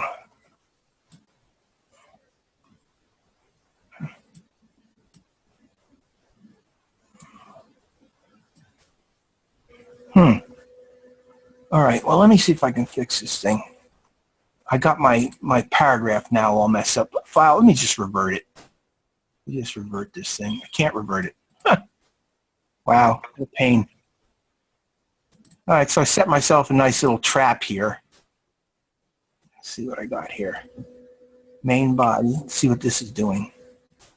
Main body plus. What is that plus? I'm not sure I understand what that plus is. Create That's the update. clear overrides. I didn't, but I didn't update anything. That's what I'm getting confused over. I didn't update anything.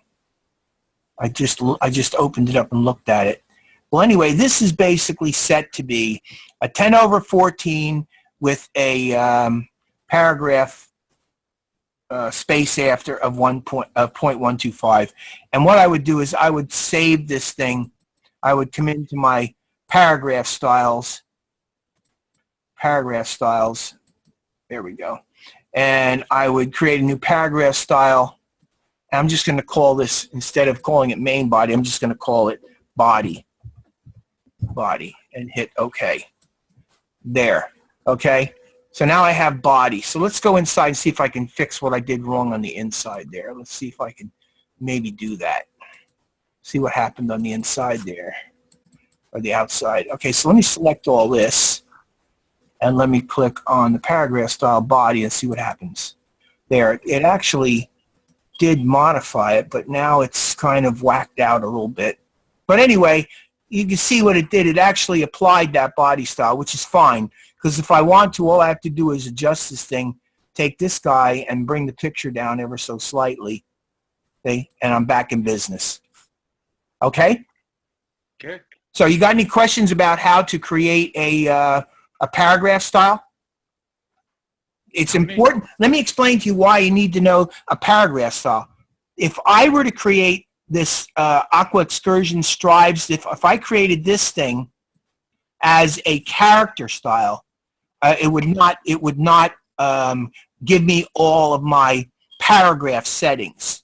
Like, for instance, space after, it wouldn't give me the space after. So you really need to create a paragraph style for multiple lines. Whenever you're doing something and you want to create a formatting that's going to go for all of your the paragraphs, you need to do a paragraph style. Okay, if you're going to do a character style, let's see if I have a character style. My subhead, I believe my subhead is this guy right there. Yes, see that guy right there? As soon as I select that, you see what comes up? Subhead. I gotta go real quick. What? I gotta go. The baby needs me. Oh, okay. You all right then? Yeah. Okay. Thank you for everything. Sorry Okay. for bugging you. All right. You can watch the end of it. You can watch the end of it to see how I send this out as a PDF. So basically, that's it. You're going to just and guys, got any questions about any of this? Anything you want to ask me? That cleared up my my paragraph styles. Oh, sorry, Terry. No, go ahead. I'm fine. No, it cleared up my paragraph versus character styles. Oh, it messed you up, or you? No, it cleared me up. Oh. I'm confused about it. They're very similar. The major difference between a character style has to do with basic text formatting. That's Right. character style. So if you're just going to be doing basic character styling, color, size, leading, font, that's a character. If you're going to use something that involves character styles plus paragraph styles, like space before, space after, different things like that, whatever you can find. So in other words, let's just quickly look at the two. Okay, so you got characters. I want to go to the character panel. There's the character panel, and there's the paragraph panel. So a character style involves Minion Pro regular, this here, which is the size, the leading, metrics. I mean, your kerning and your tracking. Forget about these things because you don't want to work with them. All right. You can use this insert baseline shift, but these are less commonly used. The most common things that you'll do with a character style will be to set the font face, the font family, the font face, the font size, leading or line space, the space between the lines, and the kerning, which is the space between letters, and then the tracking if you want to track letters out. That's basically for character styles.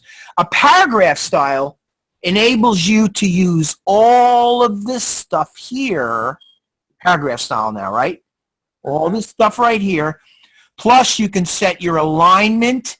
You can set your left indent, your right indent, first line indent, your last line right indent, your space before, your space after, and your drop caps and the number of drop caps that you can use. So all of these settings together, you make it a paragraph style. If you are just working on these things here, it's a character style, okay? Go ahead. Did you have a question? Was there a question? No, just thank you. That's you cleared up 3 months of stuff in 3 minutes. Okay. Yeah, it's not as difficult as you think it might be. It doesn't need to be difficult. So now let's do this. I have like 46.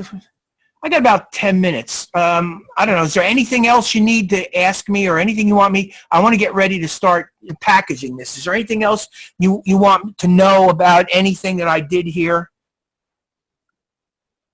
I'm fine. You're all good? Do you think you can handle this okay? I think so. Okay. All right. So that leaves me with getting ready to package this thing. So if you remember what I told you, my pictures are wrong, and I know my pictures are wrong. So let me show you a couple of things that I think are very important for you to understand. I'm going to go to the File menu, and I'm going to come down, I'm going to go to Package.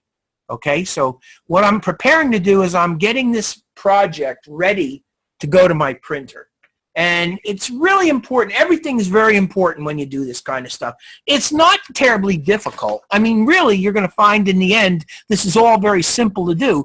But there are processes involved, and you have to be very careful that you take care of these processes, and you make sure that you're aware as you do them that these processes are there, and you're doing them. So first we go to Package. And when it comes up, the Package panel will come up eventually. And if you look at this, you have what's known as a summary panel. That's the summary panel. But you can go in and you can look at the fonts panel. The fonts panel tells you about the fonts and nothing else. The links panel tells you about the links and nothing else. The colors and inks tell you about the colors and inks and nothing else. Print settings tell you about print settings and nothing else. And of course, external plugins, which we are not using right now. But if you know what you're doing, which by the end of tonight, you'll know what you're doing because I'll explain it to you, you shouldn't have to go into all these other panels. You can just work in your summary panel. So let me explain to you. The scope of this summary is the entire publication. So it's telling you right off the bat that this is looking at the entire piece, everything that's in this piece. It's looking at. So you can count on this being accurate for the entire piece. The first thing it tells you is it's looking at your fonts. And it's telling me that in my piece, I used 7 fonts. It's telling me that none of them are missing, which is a very good thing. It means essentially it knows where all the fonts are. None of them have been embedded. I haven't embedded any of the fonts, which is not a problem. This is, you generally don't embed the fonts. 0 are incomplete, and again, that's a good thing. I don't worry about it. If it's telling me like one is incomplete or one is missing, I worry about it. But when I see 0 protected, 0 incomplete, 0 embedded, 0 missing, I know I'm in good shape. And fonts used 7, so it's telling me 7 fonts. Then I get down to links and images and I see this little triangle with the exclamation point. That's always a very good thing to see because what it's telling you is the program has picked up an inconsistency or a problem with when I say a problem, a potential problem, what it believes to be a problem. In this particular case, it's accurate. It is a problem. So let me explain it to you. Links and images. It found that there were 9 images here. One of them has been modified, which means I'm going to have to fix that modified image. 0 are missing, 0 is inaccessible. 0 are embedded. So all those are good. None are missing. None are inaccessible. None are embedded. All good. One of them is modified, easy to fix. 7 use RGB color. Still easy to fix, but I got to remember to do it. So you see what I'm saying? This is the kind of thing you're looking for, that little triangle right there. And you'll notice it because it's against a dark background. You're not going to miss that, right? Right. Right. Now, here's another very important area. We were talking about the logo last week, and we were talking about process inks and spot inks, right? Remember we talked about that? Yes. And I told you that process inks are 4-color process inks. So you see what it says under colors and inks. And notice that they say colors and inks. Process inks. There are 4 process color inks: cyan, magenta, yellow, and black. That means that everything that's going on my piece falls within the scope of 4-color process inks. A very good thing, because that's what it should be. It says 0 spot inks. That means that there's no art in there that has spot color into it. If I went in and accidentally put a logo, if my aqua logo, if that blue and that green were spot colors, you would see 2 spot color inks there, and that would be a very bad thing. Does anybody know why it would be a very bad thing to find those spot colors in there? Can you guess, or you want me to just throw it at you? I don't remember, actually. You told us this last week, and Well, it's all about the money. It's all about the money. If this is all 4-color process inks, that means that everything in here gets printed out of the combination of those 4-color process inks. Okay. If those logos were in there, if that logo was in there in that blue and that green and the spot color, you would have 4-color process inks and 2 spot colors. You would have to pay, your printer would have to make ready on 2 extra plates, and you would have to pay for that. And it wouldn't be worth it, because those colors could be generated through the process inks. Mm-hmm. So that would not be a good thing, and that's what you have to look out for. Okay? Okay. So those are the things that you need to know about this. Now that you know this, you can handle this. I have a choice here. I can either cancel this right now, and I can go back in and I can go to my links panel, and I can fix all of my pictures in the links panel and then come back and do this over. Or I can package it and fix it. And because I know what I'm doing, I'm going to do that. I'm going to package it, and the publication must be saved. I'll hit saved. And I get this. We talked about this last week, didn't we? Yeah. Okay. So all I'm going to do here is to make sure I understand what I'm doing. You know, you got to put your contact information in here, phone number, instructions. Instructions are important. There should be something you should be telling the printer just to cover your bases. I'm just going to change this from poster to trifold.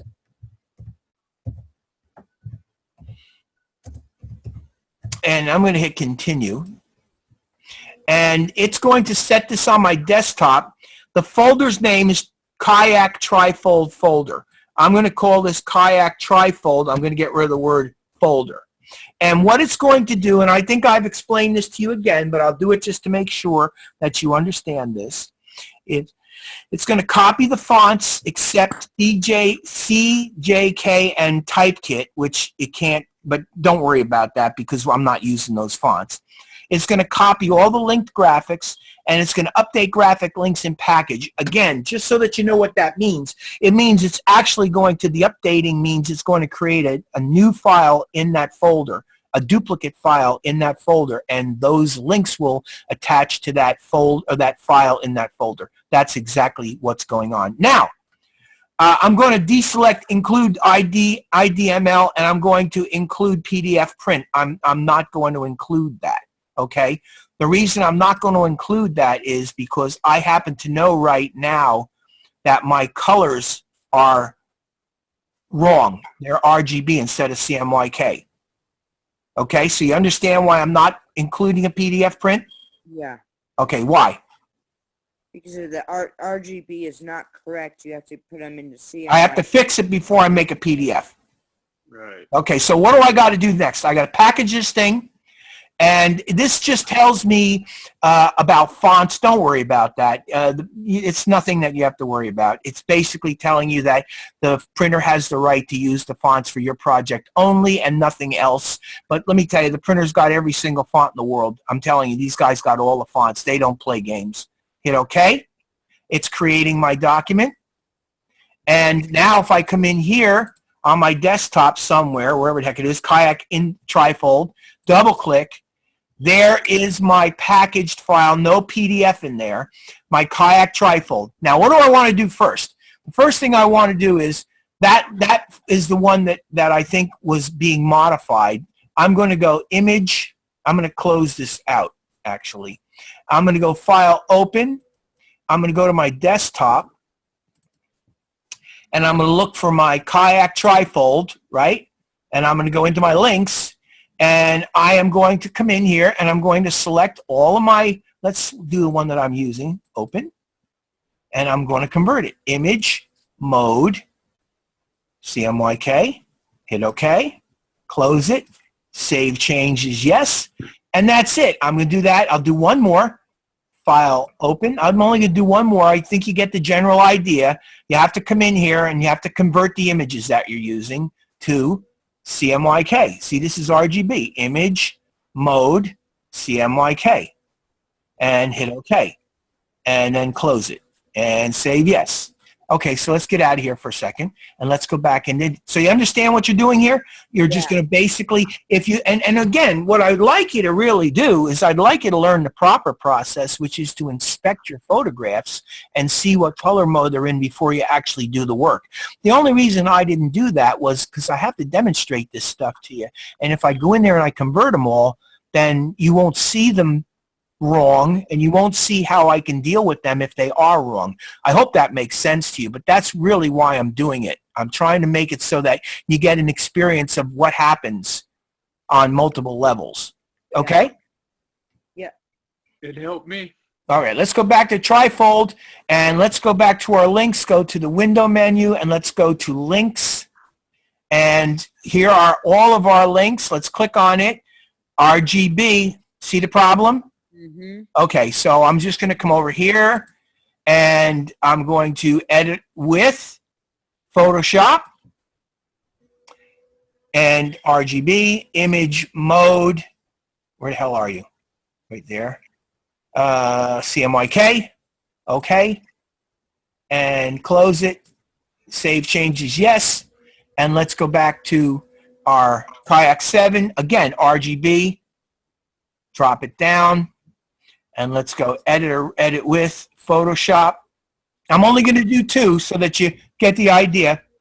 RGB, image, mode, CMYK, hit OK, close it, changes, yes. Okay. Now, the last thing is this. See what it says here? That means that there is a image that has been modified. What you do is you double click on that and you see it goes away. Yes. Yeah. That's all it takes. If you remember, one was modified. Remember it said one was modified and the others were in RGB, remember? Right. Right. So now if I were to go through the process, once I get done doing all of them, turning them into CMYK, which I didn't do, you get the general idea, and I fixed that one image that was modified, I can now go to the File menu and I can go to Export. Let's see here. Yeah, export, and it's going to be Adobe PDF for print. And let's go into the desktop and let's go into Kayak Trifold. Kayak Trifold, and let's hit save. And let's leave the information as it is. But I want to go to marks and bleeds, and I want to put the printer's marks in. And let's go to use document bleed settings. So here's the deal. I'm going to put all printer's marks on this. Okay, and I'm also going to use the document bleed settings. Do you remember that we put document bleed settings into it, a 0.125? Yes. Okay, and we also put a slug area, didn't we? Yes. We include the slug area, hit export. Now why I'm doing this is because I want you to see what this looks like. All right, and we're just about over, our time is just about over. There you go. Check it out. Okay. Now, this is not, I didn't do this layout. Apparently, this is the one that I did the other way. And that's why you're seeing this thing the way you're seeing it. When you go to do yours, if you use my other trifold, you're going to see 3 panels and then 3 other panels. But this way, it was done on one piece of paper. It was done slightly different, so that's why you're seeing this. But this is what you're going to end up seeing. You're going to end up seeing your slug area out here. You're going to see all your printer's marks. You're going to be able to see where your bleeds are. Okay, see all the bleeds? All these things are bleeding. And as a matter of fact, I think I made a mistake on this one. This one's got to bleed more out this way. I got one little error here that I see I'd have to go in and fix. And I could go down. Let's look at the other page, see what the other page looks like. Yeah, it's the same thing over here. I believe I got one page. It's got to go a little further. See that area there? That's where the bleed should be. So that thing's got to come over. So I'd actually have to go back in and redo this because that's incorrect. Those 2 lines right there indicate where your bleed goes to. So there it is up there. You can see the bleed and you can see your trim lines. So it's all being done to help you visualize what's going on. So this panel here, and I believe this panel here is on my master page. I'm going to have to make that a little bit bigger. I'd have to fix that. But that's what it's going to look like, and that's how you do it. All right? Got any final questions or any thoughts? No, I'm fine. I'm good, but I will. Well, like I say, I'm here tomorrow night, multi-session, and let me close off my recording now, stop recording.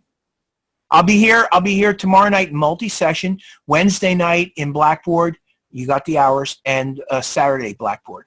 So the multi-session, is that under Zoom as well?